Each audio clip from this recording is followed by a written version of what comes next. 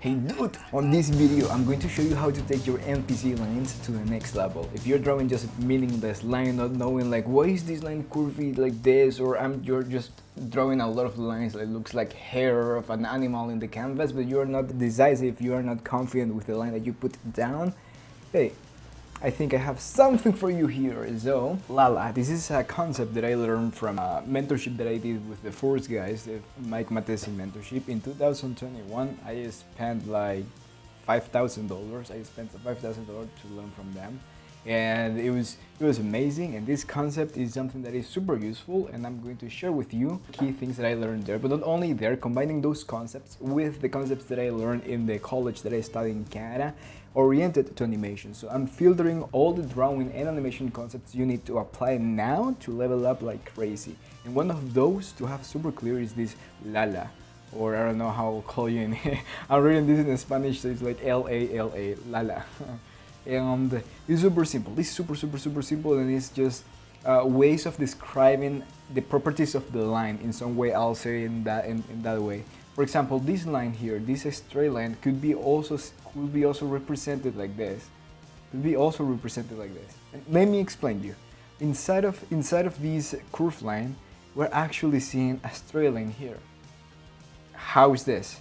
For example, you see this angle of this forearm, In this angle of this forearm, we can simplify both angles. And when we are drawing rhythms and when we are drawing the line of action that connects the limbs around, we need to create these rhythms, and we need to connect them with using these curved lines. Eventually, when we move to gesture drawing, we're going to start using a straight curve, rounded curves. But right now for rhythms, let's connect everything with rounded lines like this. And here, see? So this line, oopsie, let me be more clear. Let me be more clean here for you. Look, this curve here, even though it's a C line, is describing the direction that this straight line exists inside of this curved line. Let me go with the next one. This curved line here, believe it or not, is describing the direction of the angle of this line over here. And what we do, instead of breaking this like in two, we just put them together like this. Boom, boom, boom, boom, boom. But inside of my head, I know that inside of this, I have these directions. Why am I saying this? Because sometimes when we're drawing this, we don't pay attention of the angles that exist inside of the curves. We don't pay attention of the angles that exist inside of the curves. So sometimes we start drawing something like this. And I'm saying like, oh, okay, that's the arm, that's the gesture of the arm. But if we put this on top of this, see how far away we are from the truth? So we have angles inside of curves, and that's one of the main things that I want to mention here, is that we have angles inside of the curves. Now, the length, I think this is super simple and intuitive. If the arm is doing this here, and we are drawing this curve here, then we are not ending the line here or here, because this is not representing completely the idea. All the lines that we're putting down here on the paper or on the canvas are ideas. All the lines or the drawings that we are putting down are ideas. And the clearer the lines that we put, the more confident that we are with our own ideas. So when you see messy drawings in someone's drawings, or when your animation is going all the way around, popping all the way around, it's because the lines are not being properly put down in the paper, down in the canvas to represent what you have in your head. And the clearer your ideas are, the cleaner your lines are. That's like a correlation that over time I have realized. So the length should be very important, so we are not ending the arm here, but instead we're ending the arm all the way here and then connecting with this shape of the hand. Amazing. We understand length, we understand angles. That inside of curves we have angles. It is very important to unlock this ability of seeing all of these angles, because that will influence a lot how much we are feeling the pose is in tension with how much intention the limb sometimes could be, or how much we are stretching or squashing the character here. For example, if I don't put the angle of this leg like this, but instead I do something like this, I will not feel like the knee is being squashed here with this part of the belly, in this case of the cat, in this part of the belly. So it's very, very, very, very important to start seeing these angles.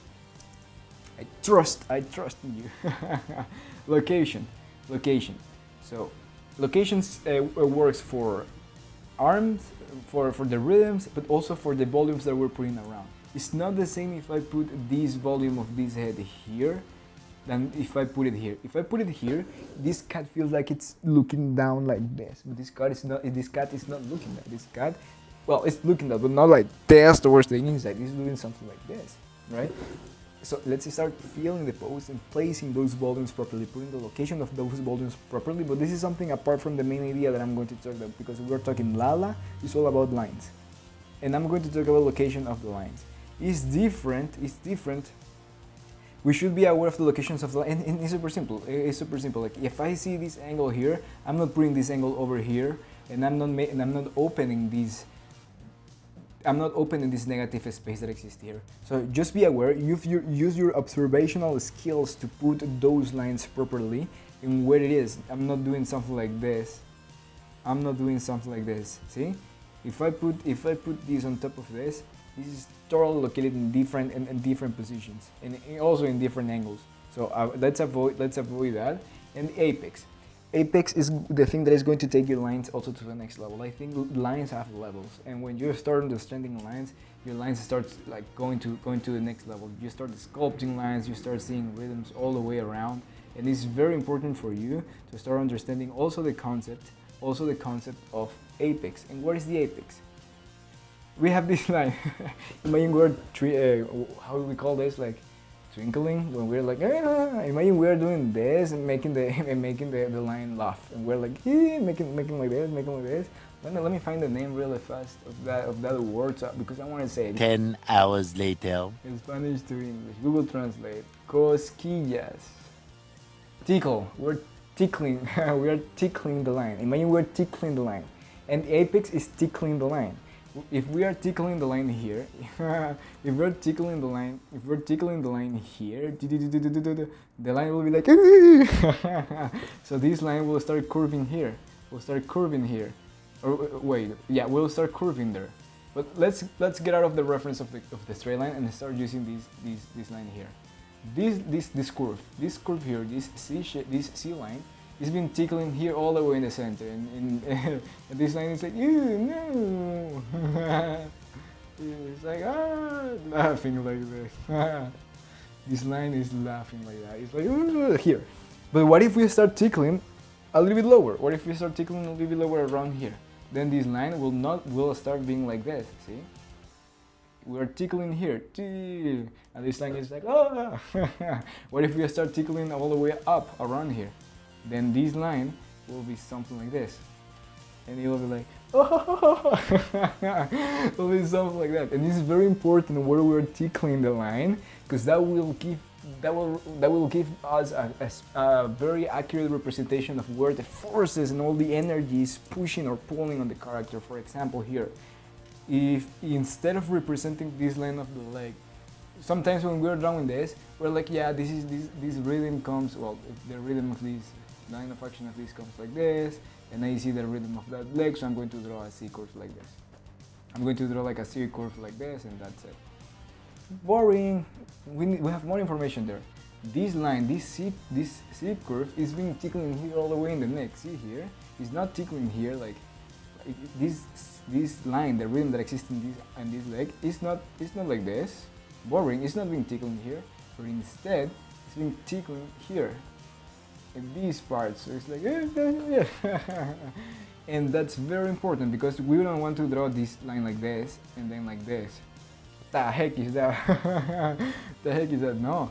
Here, this is the apex of the line. See? So we're moving that apex of this line a little bit up, all the way there. Boomba! There you go. And that's how we move from just making NPC lines with nonsense, to lines that represent and communicates the feeling of the pose. In this case, we are going all the way from a straight line, from curved normal lines, NPC lines, into lines that are being tickled here, we're tickling the line here, we're tickling the line here, we're tickling the line here. And that will affect the way that we're curving those lines, and you'll have a more accurate representation of the energy and forces that exist inside of your character.